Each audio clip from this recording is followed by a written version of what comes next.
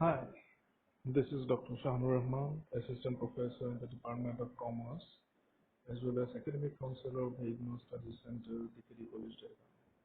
Today, I have taken up a topic, warehousing, which constitutes the unit number 4 of the course International Marketing Logistics System, IBO 5 of ANCOM first year.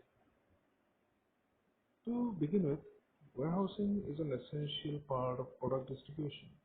Whenever a product is produced and exported to another country, there arises a need for warehousing before making the final distribution of the product.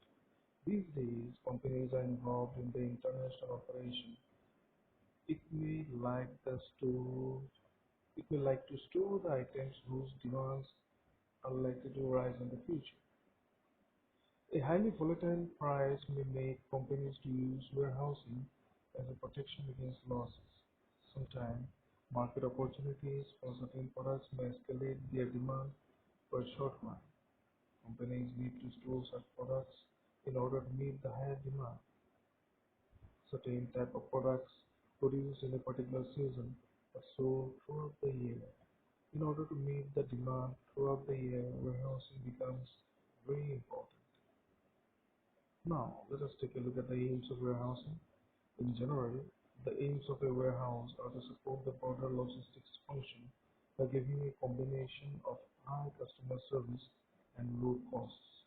More specific aims include providing necessary storage at key points in the supply chain, giving secure storage of the type needed by materials, keeping all materials in good condition and with minimal damage, giving high customer service, doing all necessary activities efficiently and with low costs, getting high productivity and utilization of resources, controlling all movements of materials effectively and without errors, sorting materials arriving and quickly transferring them into storage, picking materials departing quickly, transferring them out of storage, and consolidating deliveries, being able to store the whole range of materials needed, being flexible enough to deal efficiently with variations in stock levels.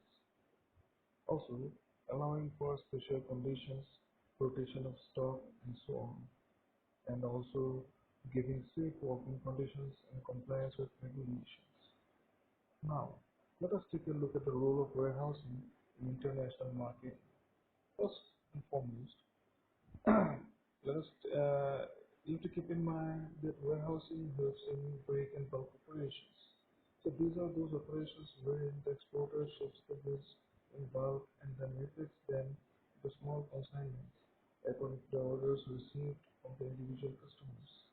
In exports, this system is less costly, especially when the individual orders are so small that they do not fulfill the minimum space stipulation of shipping line. The exporter has to pay the minimum freight even if minimum space is not booked. Timely supply. In order to lower the inventories and distribute the product at short notice, it is necessary to store the products to compete with other firms and to make timely supply at a very short notice. Reassembly operations. These operations are necessary for many export items. For engineering goods, in order to save shipping space, many items are exported in CKD, that is completely knocked down condition. There are some countries where the governments insist that the goods must be exported in CKD condition. When shipments are made on this basis, the exporter needs warehousing facility in the importing countries where the goods can be reassembled. Supply of spares and after-sales service. The importer of some sophisticated engineering goods insists on timely supply of spares and other types of after-sales services. In fact, timely availability of spare parts of the goods imported is a precondition for the success of an exporter in a foreign market.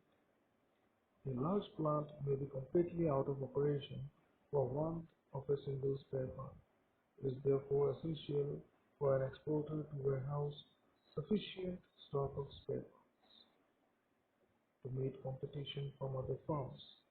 In the present day market setup, When competition has increased manifold, the market opportunities can be cultivated only when a ready stock is at hand. This problem can be solved only by warehousing to meet the demand and supply.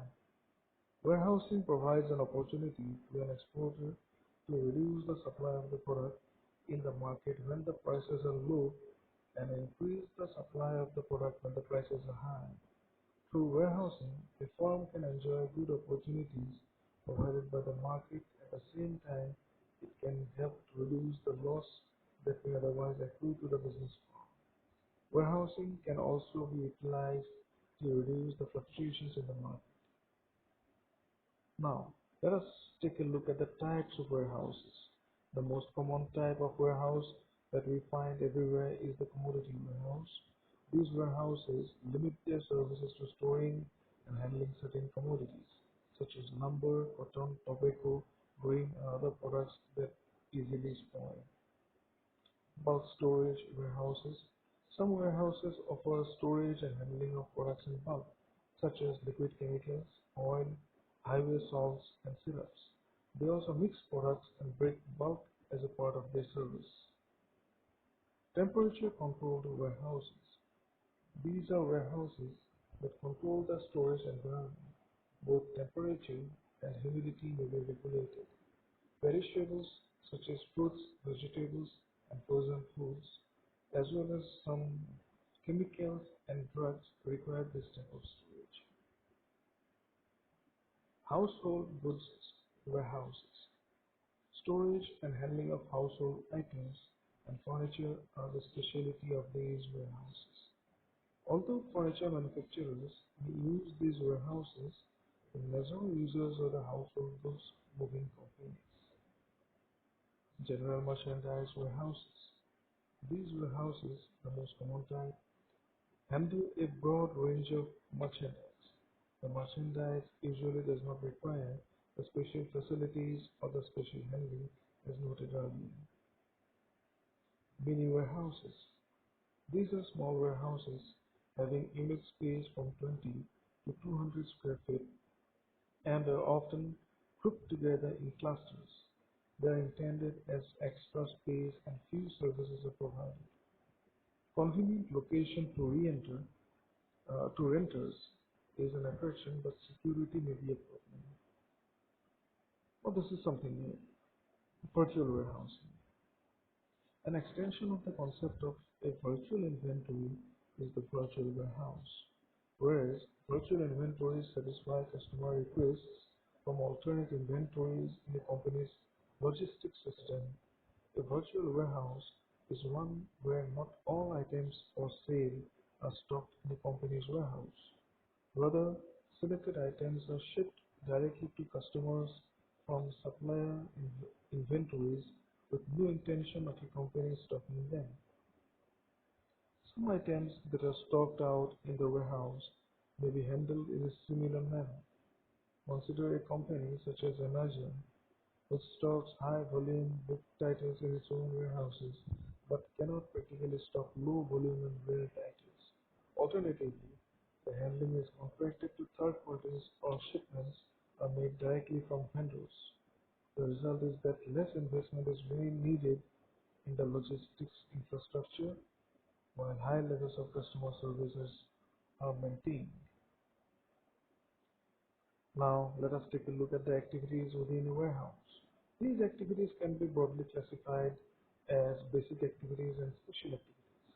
Let's take a look at the basic activities first. The basic activities of a warehouse includes receiving goods from upstream suppliers, identifying the goods, matching them to order, and finding their intended use, unloading materials from delivery vehicles, doing necessary checks on quantity, quality, and condition, labeling materials, usually with barcodes, so that they can be identified, sorting goods as needed, moving goods to bulk storage area, holding them in stock until needed, when necessary, moving materials from bulk storage to a small packing store, picking materials from this store to meet orders, moving the materials to a marshalling area. assembling materials into orders, packing and packaging as necessary, loading delivery vehicles and dispatching the order, controlling all communications and related systems such as inventory control and finance. Now, let us take a look at the specialized activities of warehouses. The first is stockpiling. It refers to the use of the warehouse as a reservoir to handle production overflows.